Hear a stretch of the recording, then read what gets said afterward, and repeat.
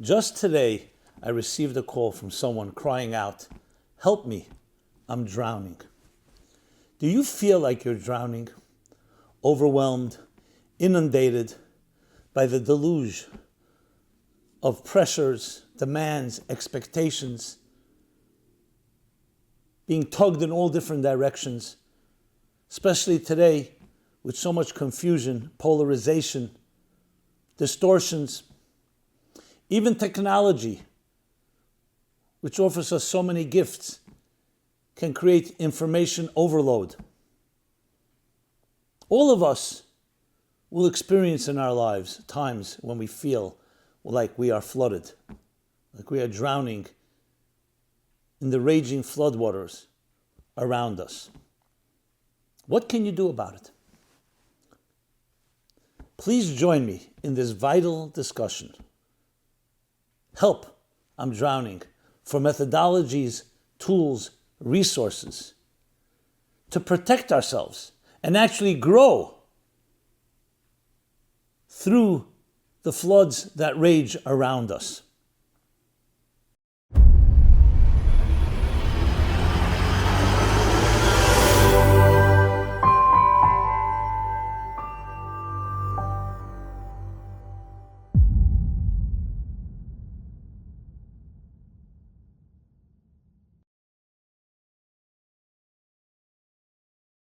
Hi, this is Simon Jacobson. I welcome you. We will be speaking about a critical, important topic. Help, I'm drowning. This program is dedicated, happy birthday, to Ronald Hoffman. Do you ever feel like you're drowning in a deluge, inundated and overwhelmed by pressures, expectations, demands, tugging at us from all different directions? And you really cannot get your head above water. Especially today, with so much confusion and misinformation and distortions. You can really feel many times like you're just underwater, you can't get out of it. The daily routines that we're in, the things we must do or think we must do. Well, if you're feeling this way, or if you've ever felt this way, you'd want to hear the following words. I'd like to present timeless lessons that offer methods, methodologies, tools, and resources how to deal with that state of deluge where you feel completely overwhelmed. Yes, you feel that I need help, I'm drowning. And it goes back to an event that has become immortalized in the annals, a biblical story called the Great Flood. The Great Flood. The story in the second chapter of the Bible, of the Torah, where it talks about that God brings a flood on this earth due to its corruption, due to the pollution, due to the toxins, to cleanse the world. And he tells Noah and his sons and his family, build an ark to protect yourself from this great flood that will destroy everything around you. In this short story, which sounds so fantastical to so many, lies a tremendous amount of lessons that are relevant today more than ever, in the 21st century, in addressing exactly that. How to deal with the deluge, how to deal with a life that seems to surround us and submerge us and overwhelm us in the raging floodwaters. Whether it's the pressures of making a living, whether it's psychological pressures internally, our fears, our insecurities, relationships which can be so complex. Whether it's real or imagined. And even though today you can say, well, we live in such an advanced life, look at the technology. Technology itself can be a flood. It's called information overload, which is inundating us all the time, streaming into our psyches, into our consciousness. It's like an assault at times. So though it offers plenty of gifts, but also can equally be overwhelming. So what can you do? Do we lock ourselves up in a basement, or do we travel to some mountain to escape all these floods, all these raging waters? A life of asceticism? Is that the only solution? So for many, what we do is called damage control. We compartmentalize, we find solutions, short-term solutions. Downtime, some people say don't look at your mobile phone for a few hours. But it's almost impossible to avoid, and definitely to sustain refraining from engaging in the world in which we live without feeling that overwhelming inundation. So here's the story. The word used for the ark, Noah's ark, is a Hebrew word called teva, tevat Noach. Now in Hebrew, there are different words for an ark, a boat. Aniyah, sfina, and teva. But teva is an interesting choice, because teva in Hebrew also means a word.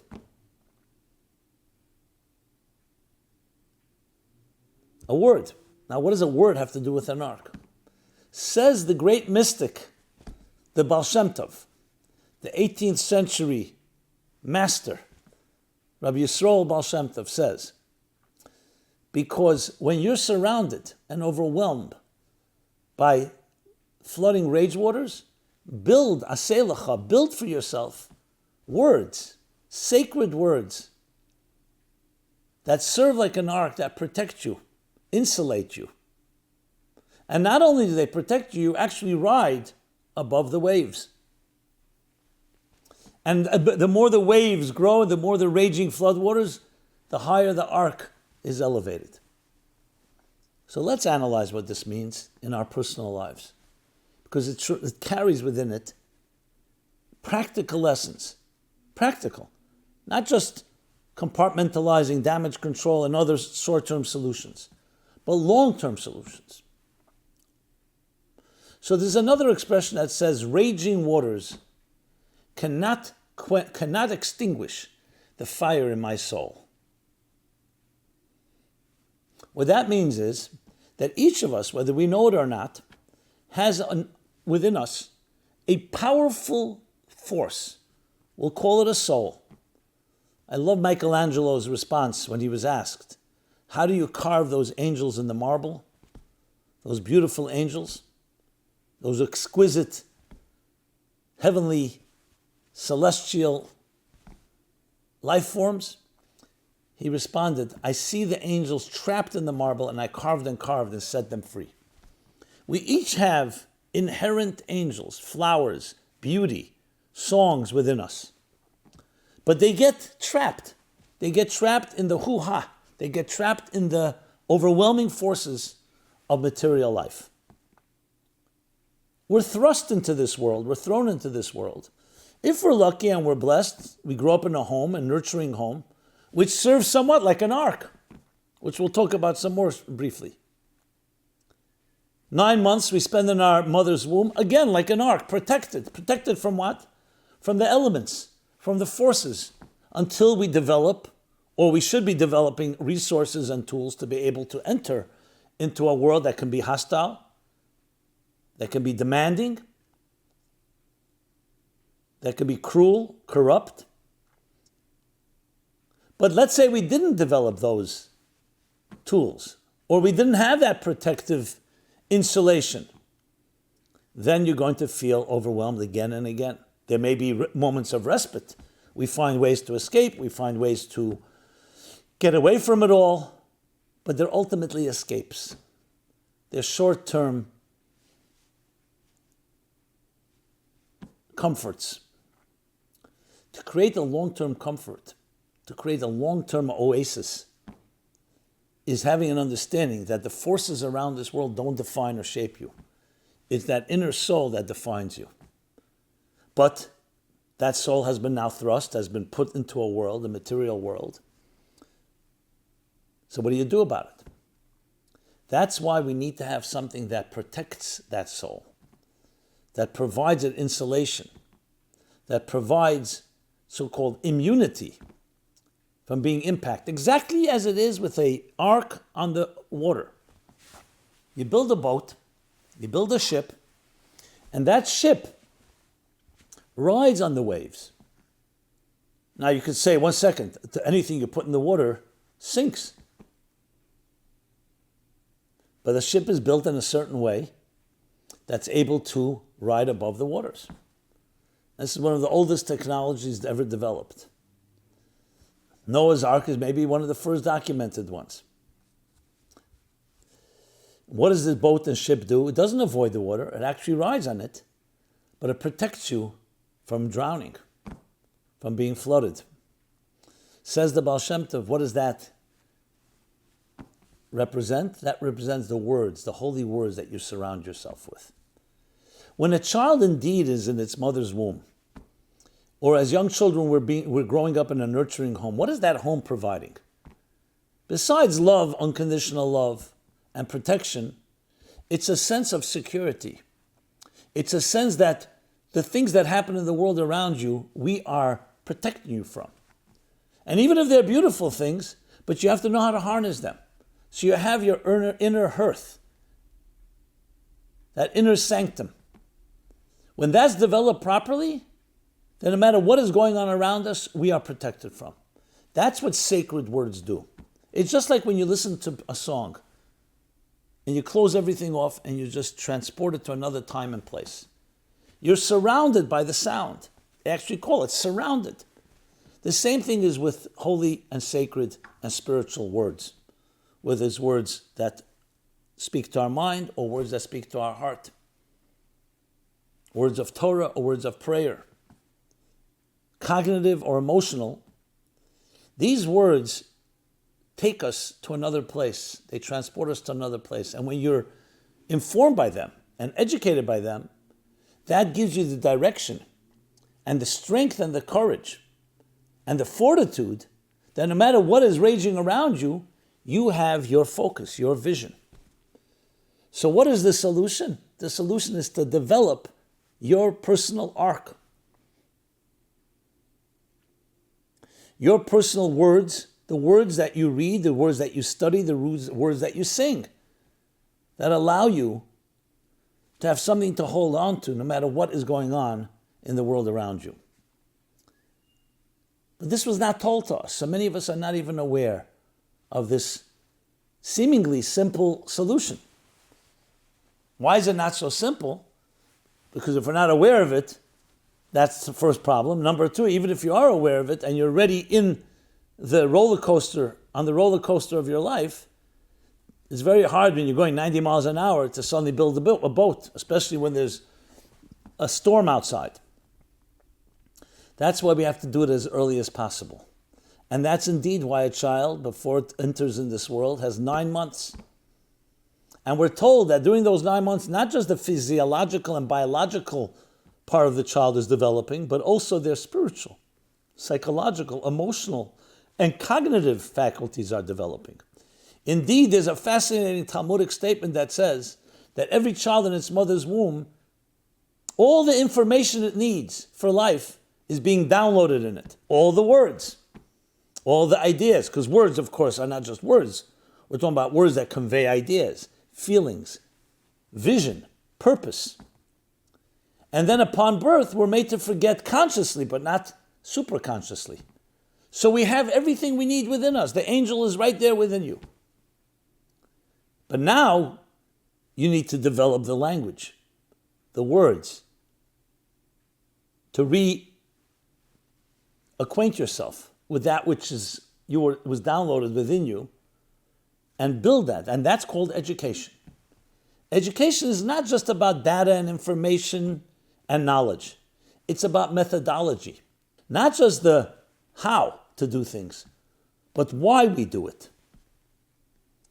Much of our education today is focused on utilitarian. Learn mathematics, business, science, history, literature. So you can be informed and then educate yourself to get a good job, and make good money. But there's another side. How do you cultivate? How do you nurture the soul? So often our education is lacking that element. We may be excellent engineers and technicians and mechanics, but that's on a very basic functional level, even if it's brilliant. But that's knowledge. What do you use the knowledge for? We need words that help us understand the purpose of our lives. Where are we going? What's the mission of your life? And the earlier you teach a child that, the greater the arc you're building for them. So a child goes to school and they learn a lot of information. If they ask you, why am I learning this? You say, well, when you're knowledgeable, you'll be able to get a good job. But it's more than that. When you're knowledgeable, the knowledge is there. The purpose of it all is to fulfill the personal mission of your life. When you have that, everything else follows. So it's not that knowledge leads to purpose. Purpose leads to knowledge. That's sacred words. The sacred words provide us with a direction and guidance to ultimately fulfill our very purpose in this world, our mission statement. And it's those words, the stronger they are, and the more abundant, and the more they surround you, the more they will protect you, that you will not be defined by what is going on around you, but you will define it. You will not be a victim or product of circumstances, but you will be an influencer, a proactive force. That's what these words of the ark, of the teva, create. And that is the most single vital thing you can provide to your children. Now, what about adults? Let's say we were not given the tools to build an ark. It's never too late, because firstly, you have your soul within you. It never goes away. Even, as I said, the raging floodwaters do not extinguish the soul. The only thing is, you may have not had that hot start. It would have been good to get it in the early formative years. So begin now. Every day, begin studying something spiritual. Words that nurture you, that bring out your best, that give you guidance and direction. And now, again, I'm not talking about survival. I'm not talking about how to add and subtract and how to keep your books and how to run a good business. But the purpose of it all, how are you going to spiritualize the world in which you live, your environment? So it really comes down to a basic formula. You will either be influenced or you're going to influence. There's no third option. It's like the guy that said, I used to think I'm indecisive, but now I'm not so sure. No, there's no third option. You're either going to be influenced by the events around you, the circumstances, and if it happens to be a flooding situation, you'll be flooded and feel like you're drowning it there. Or you become an influencer because you're living a life from the inside out, not from the outside in. It's not the outer stimulation and stimuli that defines you. You define yourself, and then you express that through that stimulation. If someone's walking down the street and say, okay, I want to know who I am. Oh, I see one thing, I hear another, I smell, taste, touch. If that's going to define you, then it will ultimately also overwhelm you.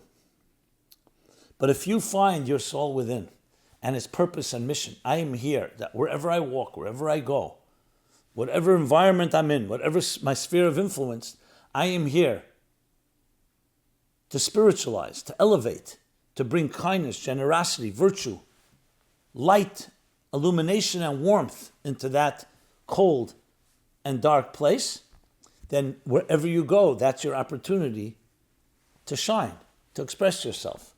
All that's provided by knowledge, spiritual knowledge, the holy words that are your ark. So you travel through the waters.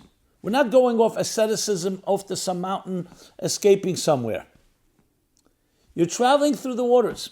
Very often they can be calm, but then they can get stormy, and they can rage, and they can be floodwaters.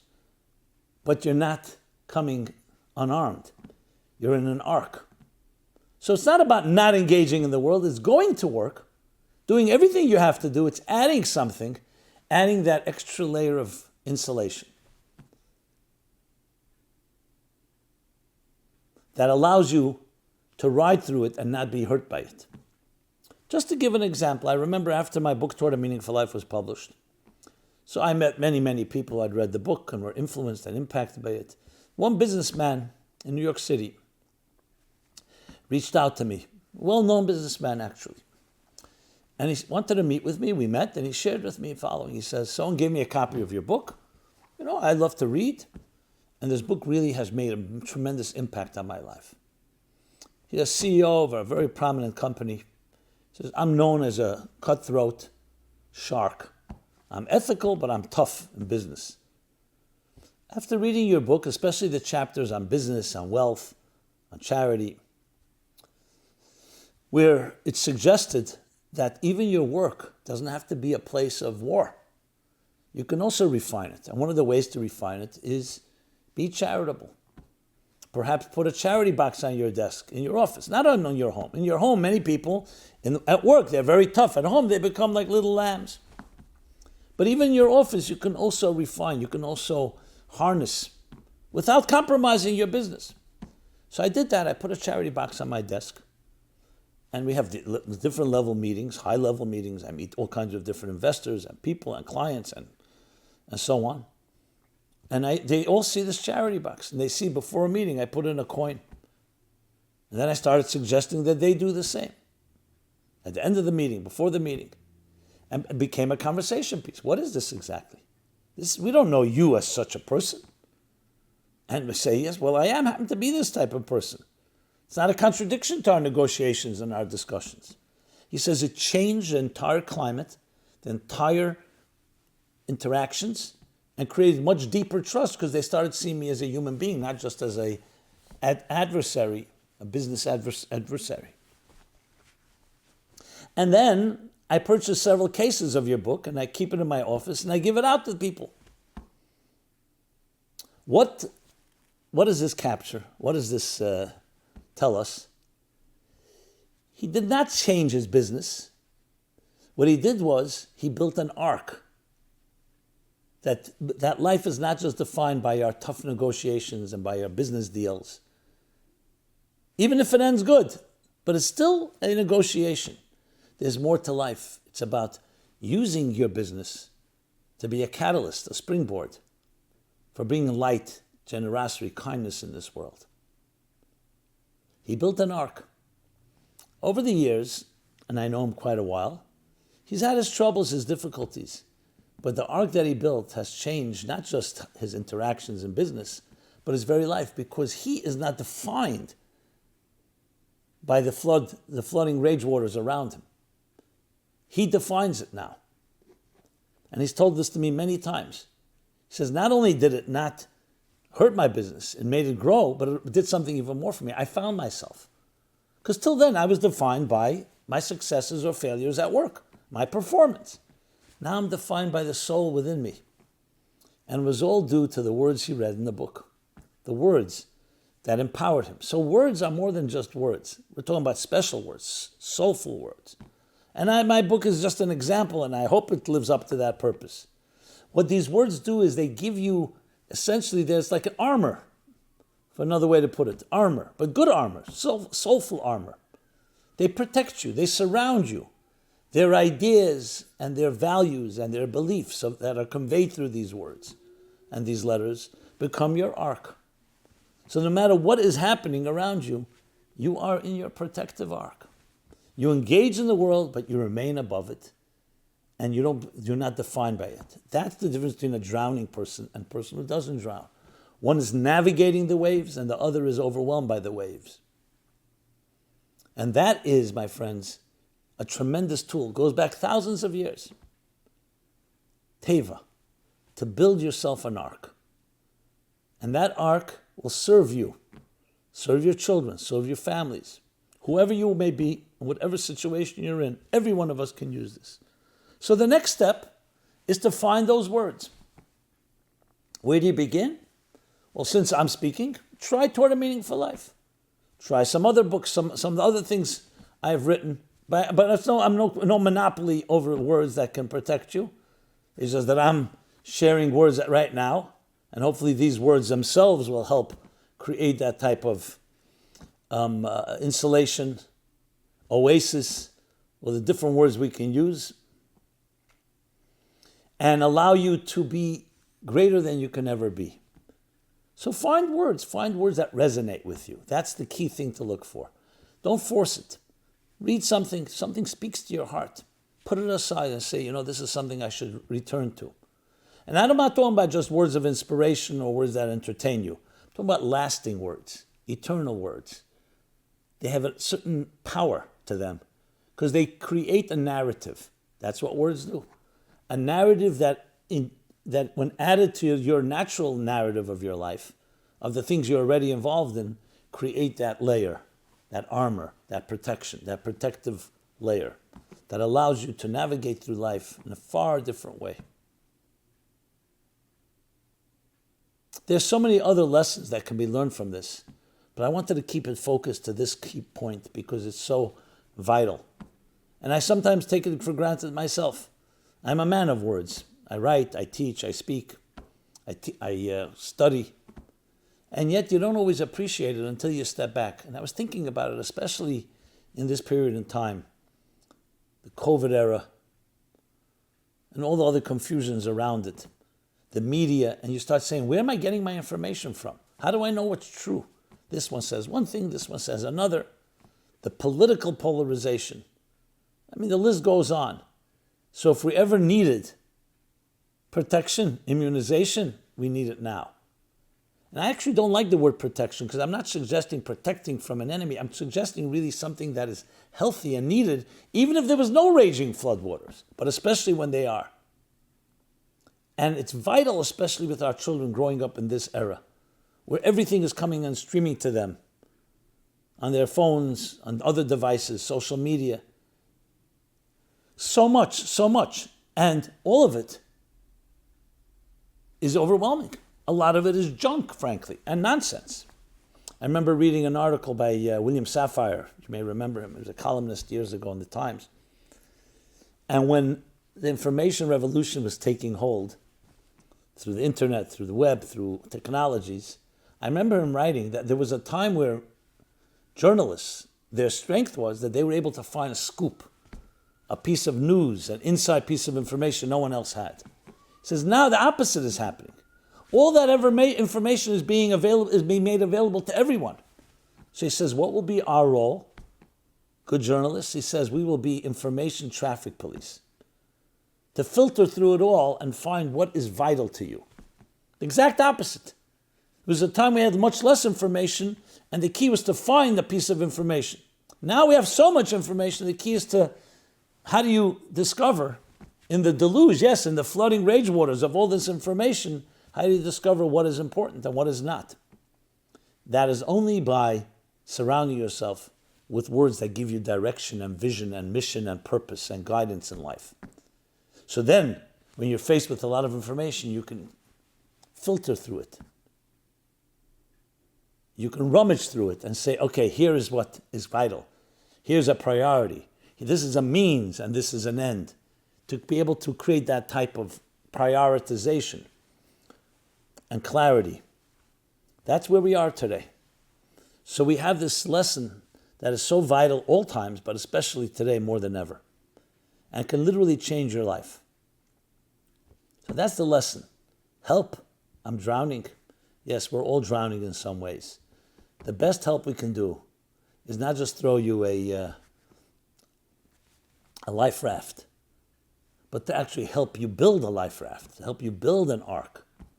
And remember, as they say, the ark was built by an amateur. The Titanic was built by professionals.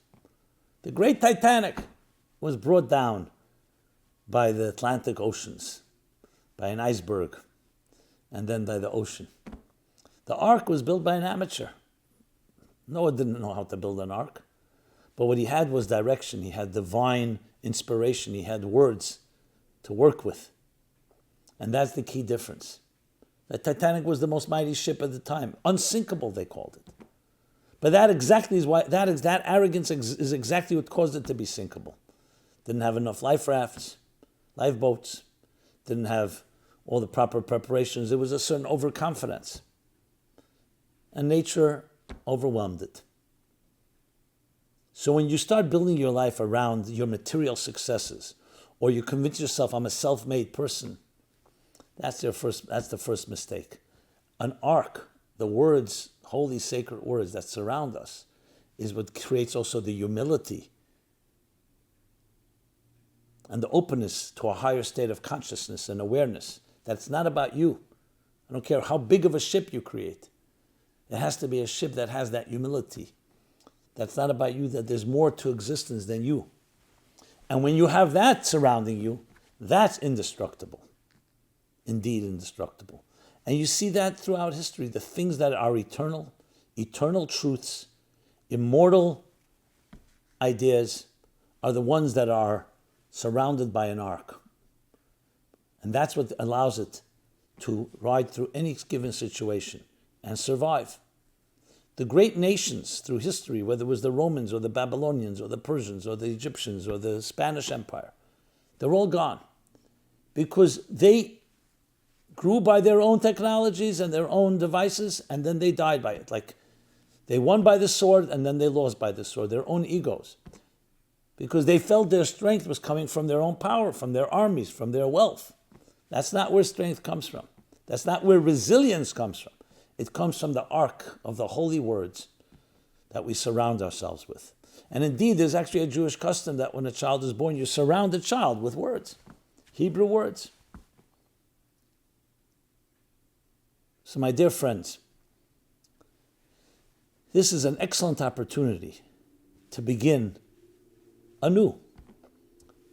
Make a resolution. Find words. If you have them already, great. We can always use more, and we could always renew them. You want to continuously, not just rely on words that you've had in the past, but things you read every day, that you study every day, that you emote with, that you connect with on a daily basis. It will do more for you than you do for it.